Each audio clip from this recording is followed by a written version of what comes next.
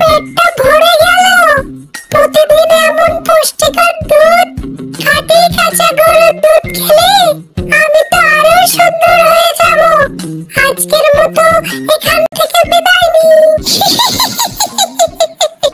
পেতনি গোয়াল ঘরে যাবার পর সেদিন যখন রতনের কাছ থেকে পানি পড়ে গিয়েছিল, সেখানে কাদা হয়েছে, আর পেতনি কাদার উপর দিয়ে যাওয়ার কারণে তার পায়ের ভয়ঙ্কর ছাপগুলো সেখানে ভেসে উঠেছে। পরদিন তারা গায়ে ধোয়াতে আসলে আবারও দুধহীন বাট দেখতে পেল। আমার আর ভালো লাগছে না। মেয়েটা 6 দিন হলো দুধ খেতে পায়নি। প্রতিদিন দুধ যাচ্ছে কোথায়? মনে হচ্ছে এই গরুটা বিক্রি করে আরেকটা নতুন গাই গরু কিনি। তখন সেখানে তাদের ছোট্ট মেয়ে আসলো। মা, আজও কি গরুর বাট থেকে দুধ উঠা হয়ে গেছে? হ্যাঁ রে মা, আজও দুধ গায়েব। কিছুই বুঝতে পারছি না কি হচ্ছে। আমার মনে হয় কেউ প্রতিদিন এসে আমাদের গরুর সব দুধ নিয়ে চলে যাচ্ছে। কাল তো প্রায় সারা রাত এখানে ছিলাম, কাউকেই তো দেখতে পেলাম না। পেতনি সেই পায়ের ছাপগুলো দেখিয়ে বলল, ওই দেখো বাবা, পায়ের ছাপ। দেখছো, রাতে এখানে কেউ আসে। এটা তো খুব ভয়ঙ্কর ছাপ। মানুষের পা এত ভয়ঙ্কর হয় কি করে? কিন্তু গ্রামে তো সবার বাড়িতে গাভী আছে, আমাদের দুধ কে চুরি করবে? না বাবা, এটা কোনো মানুষের কাজ নয়। এটা কোনো পেতনি বা রাক্ষসীর কাজ। এ কি বলছিস মা? পেতনি এই গ্রামে কোথা থেকে আসবে? আর আসলেও দুধ চুরি করবে কেন? এই পায়ের ছাপগুলো দেখো, কি ভয়ঙ্কর দেখতে। কত বড় বড় নখ, আর পাশে দেখো চুলও পড়ে আছে। হ্যাঁ রে মা, তুই ঠিকই বলেছিস। এটা কোনো পেতনিরই হবে। এমনি কোনো মানুষের পা এমন হয় না। তাহলে এখন কি করতে হবে? পেতনির হাত থেকে আমরা কিভাবে মুক্তি পাবো? আমার মনে হয় কোন তান্ত্রিককে ডাকলে সে পেতনিটাকে সাহায্য করতে পারবে।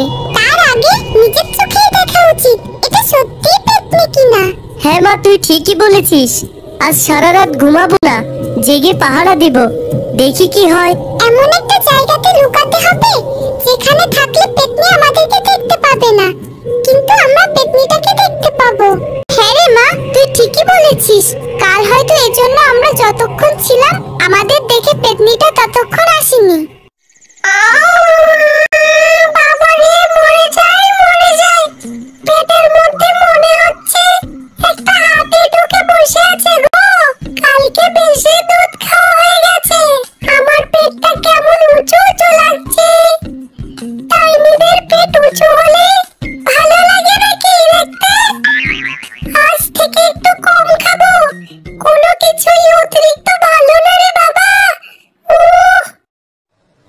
কি রে, আজ এত নীরবতা কেন? মনে হচ্ছে তারা দুধের আশা বাদ দিয়ে আগে ভাগেই ঘুমিয়ে পড়েছে। দেখি তো ডেকে। কেউ আছে? কেউ আছে গো?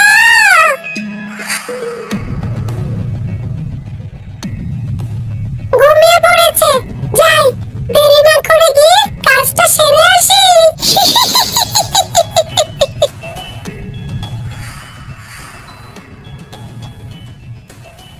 কি ভয়ঙ্কর পেতনি! এর সাথে আমরা কিভাবে পারবো? এ তো আমাদের ঘাড় মটকে খেয়ে ফেলবে। মা, আমার খুব ভয় করছে। পেতনিটা আবার আমাদের কোনো ক্ষতি করবে না তো? না রে মা, আমি আছি না, কিছুই করতে পারবে না।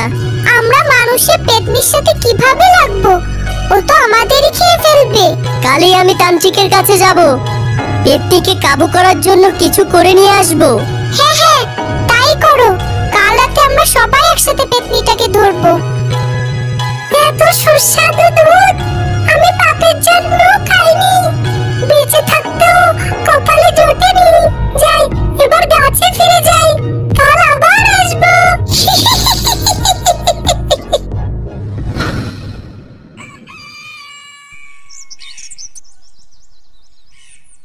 পরদিন সকালে রতন তান্ত্রিকের কাছে যাওয়ার জন্য রওনা হলো। আসো বৎস, আসো, আমি তোমার অপেক্ষাতেই ছিলাম। আমি সব জানি। তুমি কেন এসেছো, কি সমস্যা, সব সব কিছু। তাহলে দয়া করে সমস্যার সমাধান দিন।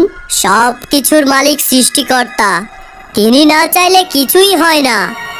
আমি শুধু উপায় বলে দিতে পারি। তাহলে দয়া করে সেই উপায়টাই বলে দিন। এই বালিগুলো রাখো। এই বালি তোমার গরুর 3 পাশে দিয়ে দিবে। এক পাশ খালি রাখবে। খালি পাশ দিয়ে সে দুধ খেতে যাবে। পেতনি যখন দুধ খাওয়ায় ব্যস্ত, তখন বাকি এক পাশেও বালি ছিটিয়ে দিবে। কিন্তু আমরা যদি পেতনির সাথে না পেরে উঠি, তাহলে কি করব? এই বালির কিছু অংশ পেতনির উপরে ছিটাবে। এই বালি পেতনির উপরে পড়লে সে কাবু হয়ে যাবে। আমি আসি তাহলে।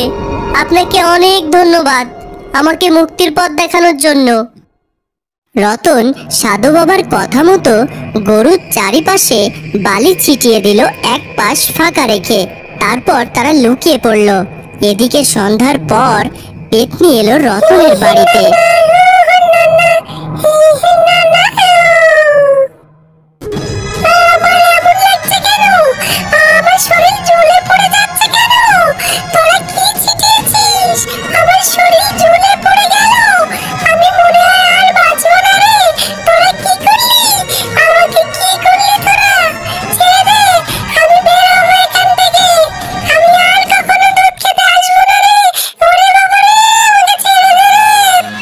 শয়তান পেতনি, আমার গরুর দুধ তুই প্রতিদিন এসে খাস। তুই জানিস এতে আমার কত লোকসান হয়েছে? দয়া করে আমাকে মারবেন না। আমাকে আমাকে মাফ করে দিন। আমি আর কখনো দুধ চুরি করতে আসবো না। অনেক চালিয়েছিস, তোর কোনো মাপ নেই। বল কেন প্রতিদিন দুধ চুরি করিস? আমি গর্ভবতী। আমার বাচ্চার ভালোর জন্য প্রতিদিন দুধ খেতে আসি। তাই বলে চুরি করে খাবি? তোর মাপ নেই। আমি তোর গায়ে আবার বালিয়ে ছিটিয়ে দিব। এই নে। না না বাবা, ওকে মেরো না। ও তো চোর, আমাদের দুধ চুরি করে। আর তাছাড়া ও একটা পেতনি। কিন্তু ও তো সন্তানের জন্য করতো। ও গর্ভবতী। দয়া করে ওকে মেরো না। কি বলছিস এসব? পেতনির পরে এত মায়া? আমরা ওকে যদি প্রতিদিন একটু করে দুধ দিই, তাহলে আরো চুরি করবে না। তুই ঠিকই বলেছিস মা, ও গর্ভবতী, ওকে মারা উচিত না। যাও, তোমাকে মুক্তি দিলাম। তুমি প্রতিদিন এমনি আমাদের থেকে এসে 1 গ্লাস দুধ খাবে। আপনারা